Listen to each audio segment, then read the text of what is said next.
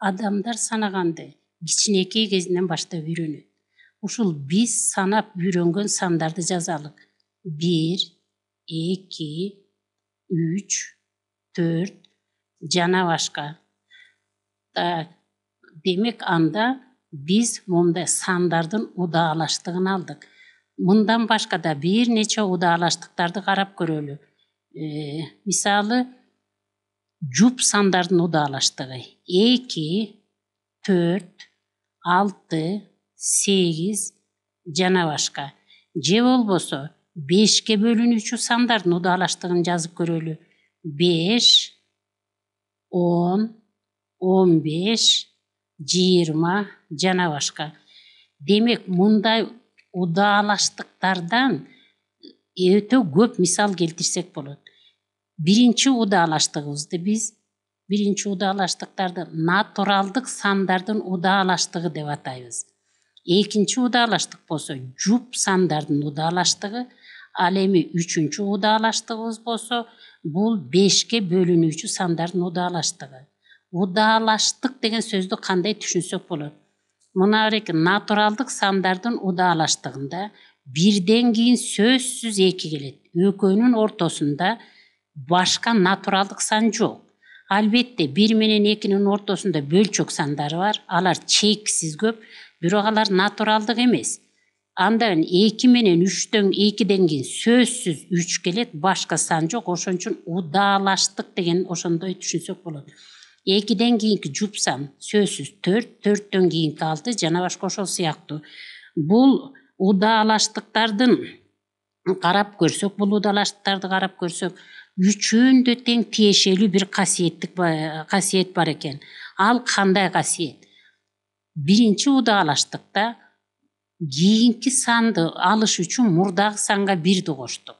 2-ни алыш үчүн 1ге 1ди коштук, 3кө алыш үчүн 2ге 1ди коштук жана башка. Ал эми экинчи удаалаштыкта кийинки санды алыш үчүн мурдагы санга 2 кошулду.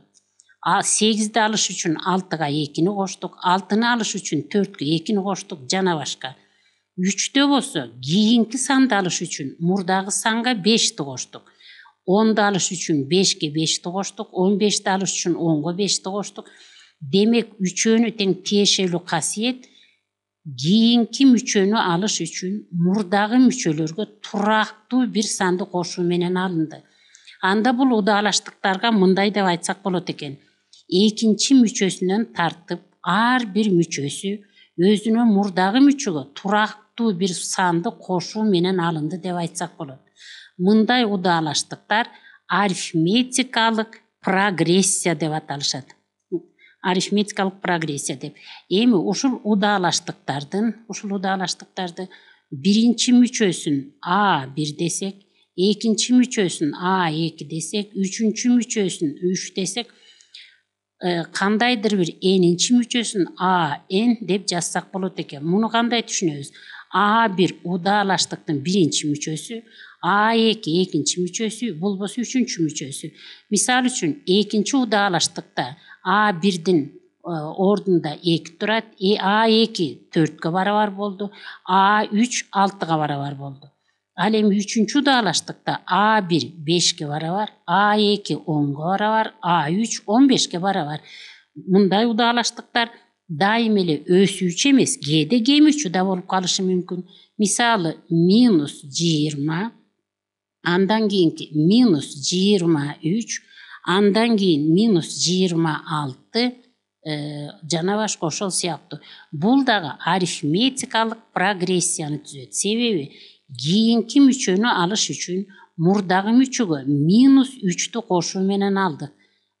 -20га коштук -3ті барабар 20нын өзүн жазсак, кашаанын алдында плюс белгиси тургандыктан кашаанын ичиндеги белги сакталат дагы, -3 барабар -23. Демек экинчи мүчөсү алынды. Ал эми экинчи мүчөгө -23гө кайра эле -3ті кошсок барабар -23, кашаанын алдында плюс белгиси тургандыктан кашаанын ичиндеги белги сакталат дагы, -26 көрүп тургандай үчүнчү мүчөсү алынды. Ал эми акыркы мына удаалаштыкты 4-чү удаалаштык деп белгилесек, бул кем мүчө болуп калды. Эмне үчүн дегенде кийинки мүчө мурдагы мүчөгө караганда кичирээк болуп калды. Мындай удаалаштыктар дагы айттык, арифметикалык прогрессиялар деп аталат экен. Арифметикалык прогрессиялардан эсептер чыгарууда каалаган мүчөсүн, прогрессиянын каалаган мүчөсүн n дейбиз. Себеби n'дин ордуна мисалы үчүн 8-ди койсок, анда A8 болуп 8-чи мүчөсү табылат. N'дин ордуна мисалы 11-ди койсок, A11 болуп 11-чи мүчөсү табылат. Ошондуктан n арифметикалык прогрессиянын каалаган мүчөсү деп аталат.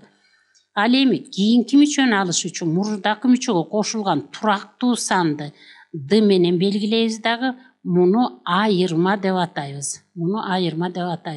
Себеби d-ны табыш үчүн каалаган мүчөсүнөн, n-чи мүчөсүнөн, андан мурдагы мүчөнү, n-1-чи мүчөнү кемитип табабыз.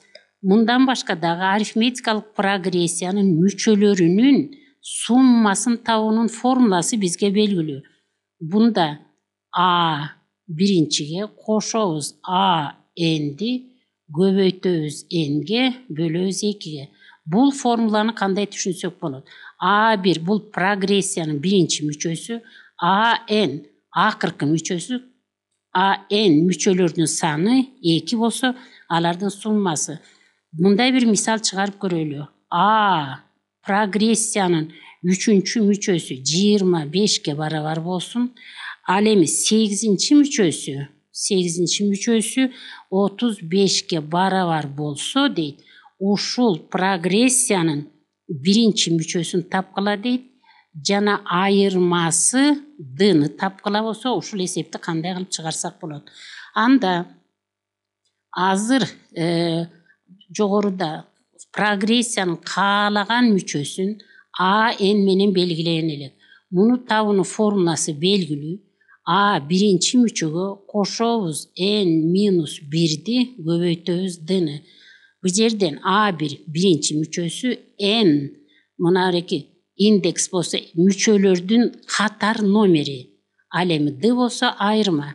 Анда A3-тү кандай жазсак болот экен? Биринчи мүчөгө кошобуз, мына берилген формулада n-1 деген турат.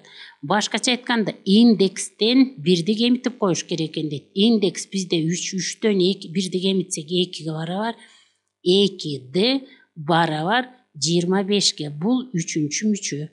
Ал эми 8-чи мүчө 35-ке барабар дейт. 8-чи мүчөнү кандай жазсак болот? Биринчи плюс индекс 8-чи мүчөнүн катар номеринен 1-ди кемитебиз. 8-ден 1-ди кемитсек 7 калат. 7d барабар 35-ке. 2 белгисизи бар 2 теңдеменин системасы пайда болду. Муну чыгарыш үчүн биринчи A3-тү жазганыбызды биринчи теңдеме деп коелу, муну экинчи теңдеме деп коелу. Демек A3-тү жана A8-ди чечип жазгандабыз теңдемеге алынып келинди. Анда экинчи теңдемеден биринчи теңдемени алсак, анда мына момундай болгон, мына берекиндей болгон жаңы теңдемени алып калат экенбиз. A1'ди алсак 0 калат, 7d'дан 2d'ni алсак 5d калат, барабар 35'тен 25'ти алсак 10 калат.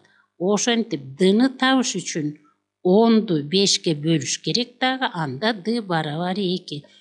Ошентип биз суралып жаткан d'ны таптык. Анда экинчи A1'ди табуу талап кылынат. A1'ди кандай кылып тапсак болот? A1'ди табыш үчүн